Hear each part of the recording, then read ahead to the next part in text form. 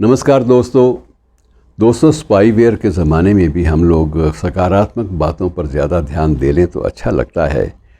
सकारात्मक बातों पर ध्यान देने के वक्त हमें कुछ शख्सियतें याद आ जाती हैं अनायास कि वो कैसे ज़िंदगी में लोग ये चलते थे, कैसे ज़िंदगी में लोग काम करते थे।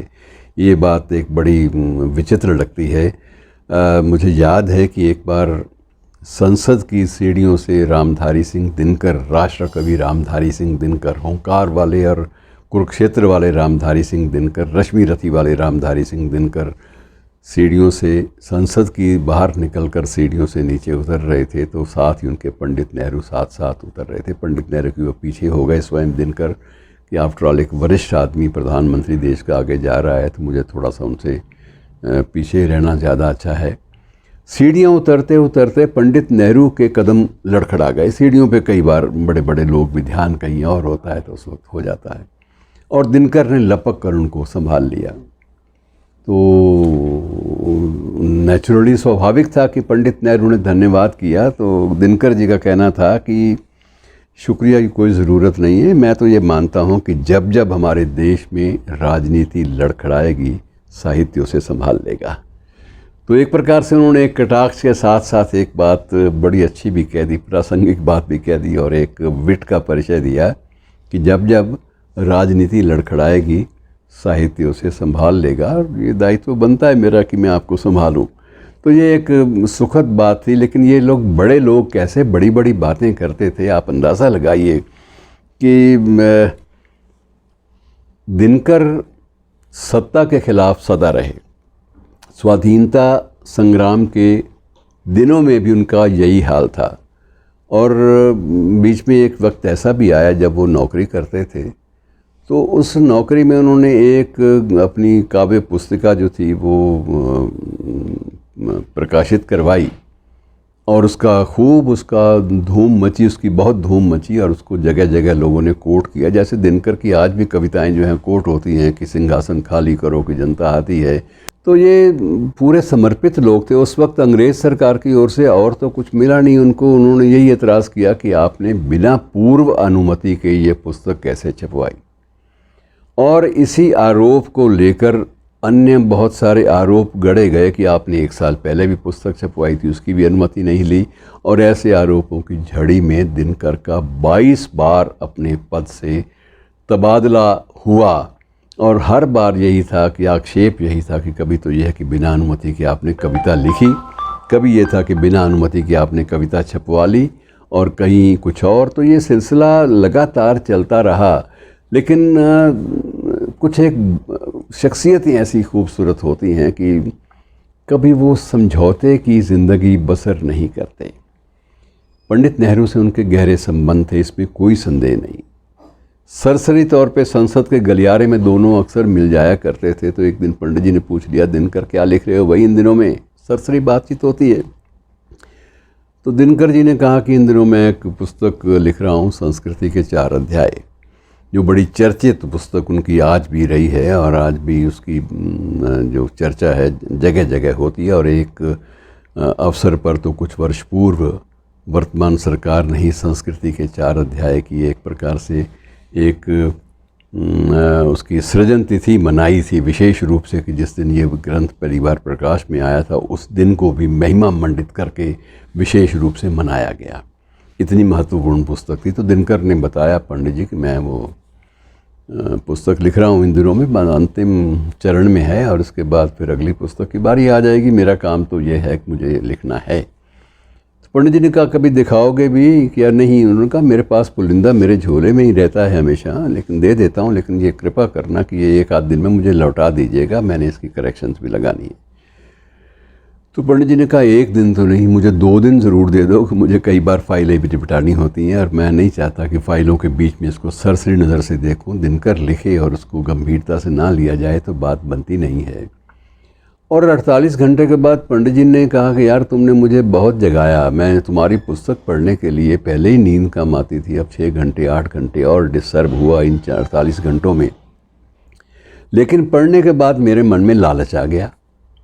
लालच ये है कि कहीं इस किताब में मेरा नाम भी आ सकता है, और मेरा नाम एक ही तरह से आ सकता है वैलिड रूप में कि मुझे अगर तुम भूमिका लिखने की इजाज़त दे दो। देश का प्रधानमंत्री उनसे ये आग्रह कर रहा है कि इसकी भूमिका लिखने की मुझे अनुमति दो। तो दिनकर जी ने कहा मेरे लिए सौभाग्य की बात है। वो सभ्य लोग थे सारे के सारे कि मेरे लिए सौभाग्य की बात है, और मुझे पता है कि जब आप एक लेखक के रूप में कलम उठाएंगे तो उस वक्त आपके मानस पर सत्ता के गलियारे नहीं होंगे, बल्कि कुछ एक जो वस्तु स्थिति है, जो एक बौद्धिक प्रखरता है, उसका आप ज़रूर प्रयोग करेंगे। आप करिए, मुझे तो मेरा सौभाग्य होगा। और पंडित नेहरू ने मित्रों पूरे 6 पृष्ठ, प्रिंटेड 6 पृष्ठ की भूमिका लिखी, और वो लिखकर दिनकर को दी कि अगर इसमें अशुद्धियाँ हो तो भाई निकाल देना, कोई आपत्तिजनक हो तो उसको काट देना, सारे के सारे अधिकार तुम्हें दिए। लेकिन मैं रह नहीं पाया, तो मैंने अपनी बात जो है इस पुस्तक के बारे में, इसके कंटेंट के बारे में दिल से लिखी है। और मित्रों, जब वो ग्रंथ आया तो उसकी भूमिका देश के प्रधानमंत्री ने अपने आग्रह पर लिखी थी। ये कितनी बड़ी बात है, आप अंदाज़ा लगाइए। और ये सिलसिला दिनकर का लगातार चलता रहा। जिस संग्रह के बारे में आपसे मैंने कहा है 22 बार तबादला हुआ जिस संकलन के लिए, उसका नाम था हुंकार। याद आ गया तो आपसे जानकारी तो बांट लेनी चाहिए। तो हुंकार जो है वो उनका ऐसा ग्रंथ था जिसमें अंग्रेज़ सरकार को लगा कि इसमें तो ये क्रांति वीरों और जो आंदोलनकारी हैं उनको इसमें बल मिलेगा इससे, तो उन्होंने, और तो कुछ मिला नहीं, तो उन्होंने इनका तबादला करना शुरू कर दिया, एक सेशन से दूसरे, दूसरे से तीसरे, और 22 बार तबादलों के माध्यम से संदेश देने का प्रयास किया कि भविष्य में लिखना जो है, सोच कर लिखना, जो भी लिखना हो। लेकिन दिनकर का एक ही स्पष्टीकरण लिखित रूप में था कि मेरा भविष्य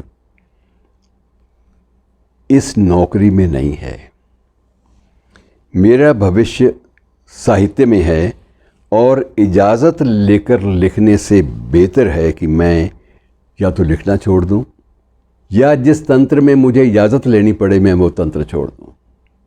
मुझे यही विकल्प चुनना है, तीसरा मेरे सामने कोई विकल्प नहीं है। और लिखित रूप में अपने उच्चाधिकारियों को देने के बाद इन्होंने वो सरकारी जो पद था वो भी छोड़ दिया, क्योंकि इनको लगा कि मैं लिखे बिना रह नहीं सकता, और लिखूंगा तो कुछ लोगों को आपत्ति होगी। तो ऐसे जो महत्वपूर्ण लोग हैं मित्रों, ये कितने बड़े हो जाते हैं, आप अंदाज़ा लगाइए। ऐसा ही एक मेरे सामने और आता है कि एक एडवोकेट की बात मैं करूं। वो एडवोकेट, ये उन दिनों की बात है जब देश स्वाधीन नहीं हुआ था। एक अदालत में 45 आंदोलनकारियों या 40 आंदोलनकारियों के पक्ष में वो एडवोकेट, जिसका मैं नाम आपको अभी बताने वाला हूँ, उसने अपनी वकालत के तर्कों से सिद्ध किया कि ये लोग बिल्कुल बेकसूर हैं और इन पर किसी प्रकार की इनको दंडित किया जाना ये गलत है। और उनको दंड भी, किसी को उम्र कैद की सज़ा थी, किसी के लिए 10 साल की थी, किसी के लिए 20 साल की, और 2 के लिए मृत्युदंड की भी। और उस वक्त अपनी अपील के, अपनी जो इन्होंने पिटीशन दायर की थी, उस वकील ने उसके समर्थन में उसने बोलना शुरू किया तो जज भी बड़ा हाथ की। इतनी ज़्यादा तार्किक जो है वो बहस मैंने पहली बार सुनी है, और जज का मुंह खुला का खुला रह गया कि ये तथ्यों पर बात कर रहा है, और उन तथ्यों के अनुकूल तो किसी को भी सज़ा देना ये संभव नहीं होगा। अभी सब कुछ ये विचार विमर्श निर्णायक जज के मस्तिष्क में चल रहा है। इसी बीच में एक उसी वकील का एक मुंशी आता है और एक पुर्जा पकड़ा के चला जाता है। तो जज पूछता है इसमें कोई और नया तर्क है क्या जो आपको अभी दिया गया है आपके सहयोगी द्वारा? तो कहते जी नया तर्क नहीं है, मेरी पत्नी का देहांत हो गया है। और उस वक्त एडवोकेट का ये कहना, उन्होंने बड़े नम आंखों से ये बात कही, लेकिन उन्होंने कहा कि मेरे लिए एक पत्नी गई है, एक जीवन साथी गया है, लेकिन मैं समझता हूँ कि 45 ज़िंदगियाँ जो हैं वो उस एक ज़िंदगी पर भारी पड़ती हैं, और मैं इनका केस नहीं छोड़ूंगा, मैं अपनी बहस जारी रखूँगा। और जज ने इसी रिमार्क के ऊपर ये कहा कि नहीं, आप जो तर्क दे चुके हैं मैं उनसे सहमत हूँ, और मैं आपसे ये रिक्वेस्ट करता हूँ इस बहस को आगे न ले जाइए। जो व्यक्ति इतना ज़्यादा प्रखरता से प्रोफेशनल इंटेग्रिटी, अपने पेशे की जो एक मर्यादा है उनका पालन करता है, उसको मैं सलाम करता हूँ, नमस्कार करता हूँ। और वो 45 के 45 लोग छोड़ दिए गए, और मित्रों, वो जानते हैं एडवोकेट कौन थे? सरदार वल्लभ भाई पटेल, जो आने वाले वक्त में देश के उप प्रधानमंत्री और गृह मंत्री बने और इतनी कद्दावर शख्सियत कि बड़े लोग बड़े होते हैं, ये मानकर चलिए कि इनमें जो बड़प्पन है उसका स्तर अलग होता है और ये निर्णय लेना कई बार मुश्किल हो जाता है कि इतना बड़ा जो कद्दावर शख्स है उसको क्या कहा जाए। कितनी श्रद्धांजलियाँ आप दे लोगे, आपके पास शब्द चुक जाएंगे, लेकिन उसका जो बढ़ता हुआ लंबा कद है वो कभी भी छोटा नहीं हो पाएगा। शुक्रिया दोस्तों, धन्यवाद।